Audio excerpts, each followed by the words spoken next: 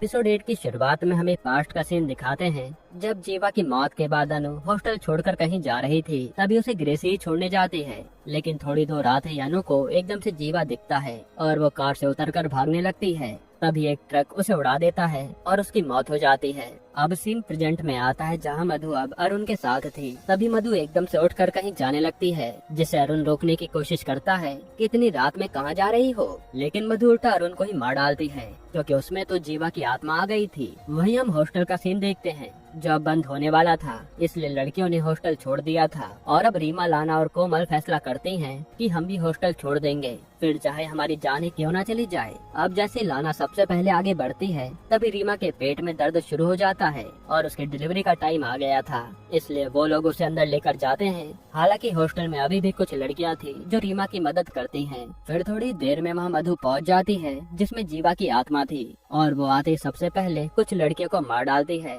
तब गार्ड और ग्रेसी मिलकर मधु को पकड़ते हैं और किसी तरह से उसे बांध देते हैं, क्योंकि मधु किसी के भी काबू में नहीं आ रही थी। वहीं लाना पर हकीम का फोन आता है, जिसे लाना बताती है कि वो लड़की वापस हॉस्टल में आ गई है, हमें इससे बचा लीजिए। इस पर हकीम कहता है कि जो दवाई मैंने तुम्हें दी थी ना, वो सारी उस लड़की को पिला दो, इससे जीवा लड़की पर पूरा कंट्रोल पा लेगा और मैं आकर उसे अपने साथ ले जा लूंगा, जिससे तुम सबकी जान बच जाएगी।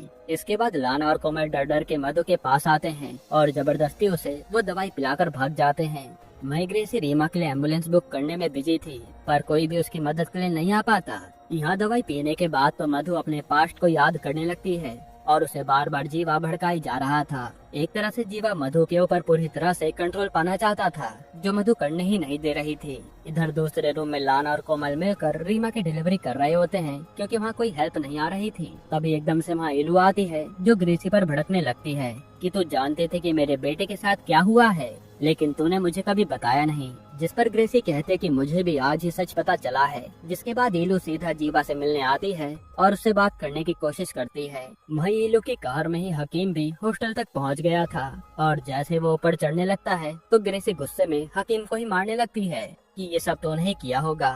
तब हकीम उल्टा ग्रेसी को मार कर नीचे फेंक देता है और ग्रेसी की मौत हो जाती है। उसी समय रीमा एक बच्चे को जन्म देती है, जिससे लाना और कोमल बहुत खुश हो जाते हैं। तभी हम देखते हैं कि मधु पर जीवा ने पूरी तरह से कंट्रोल पा लिया है और पूरे हॉस्टल पर जीवा का कहर बरस जाता है, जिसके कारण धक्का लगने से इलू एक लकड़ी से टकराती है और वहीं उसकी मौत हो जाती है। फिर एकदम से मधु को होश आता है और यहाँ इलू को मरा देखकर उसे कुछ भी समझ नहीं आता कि ये हुआ क्या। वहीं हम हकीम को देखते हैं, जो काफी बदला बदला लग रहा था, और अब वो हॉस्टल के आदमी को जान से मार डालता है। जिसके बाद वो सीधा लाना, रीमा और कोमल पर हमला करने आ जाता है। तब हमें पता चलता है कि असल में अब जीवा की आत्मा हकीम में आ गई है, जो इन तीनों लड़कियों को मारना चाहता है। तब यहाँ लाना और कोमल हकीम का डट के मुकाबला करती हैं, पर जीवा तो इन सब पर भारी पड़ रहा था। पर उसी समय मधु एक कुल्हाड़ी लेकर आती है और आते ही हकीम का गला उड़ा देती है। यानी अब जीवा का किस्सा ही खत्म हो गया, क्योंकि जिस शरीर को उसने पोजेस किया था, वो शरीर ही नहीं रहा। ये देखकर सबकी जान में जान आती है। फिर हम अगले दिन का सीन देखते हैं, जहाँ सोहिनी पुलिस को लेकर आई थी और वो पुलिस से कहती है कि ये हकीम ही सीरियल किलर था, जो कई मर्डर कर चुका है, इसलिए इन लड़कियों ने खुद को बचाने के लिए उसे मारा है, जिससे मामला यहीं शांत हो जाता है। इसके बाद हम एक महीने बाद का सीन देखते हैं, जहाँ कोमल, लाना और रीमा एक साथ कहीं बाहर बैठे थे और वो रीमा के बच्चे संभाल रहे थे।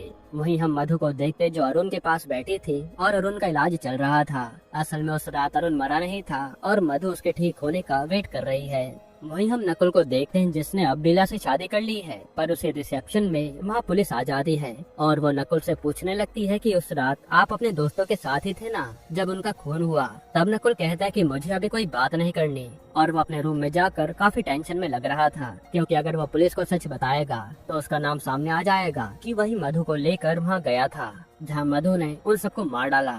अब नकुल यही सब सोच रहा होता है कि तभी उसे मधु डरावनी हालत में दिखती है और वो एकदम से छत से कूदकर अपनी जान दे देता है। यानी मधु का डर अभी भी उसके दिमाग में चल रहा था। तभी हम एकदम से मधु को देखते हैं, जिसके एक्सप्रेशंस चेंज होने लगते हैं और हम समझ पाते हैं कि शायद अभी भी उसमें जीवा की आत्मा है। यहीं पर ये सीरीज खत्म होती है। दोस्तों, आपको ये सीरीज कैसी लगी हमें कमेंट में जरूर बताइए।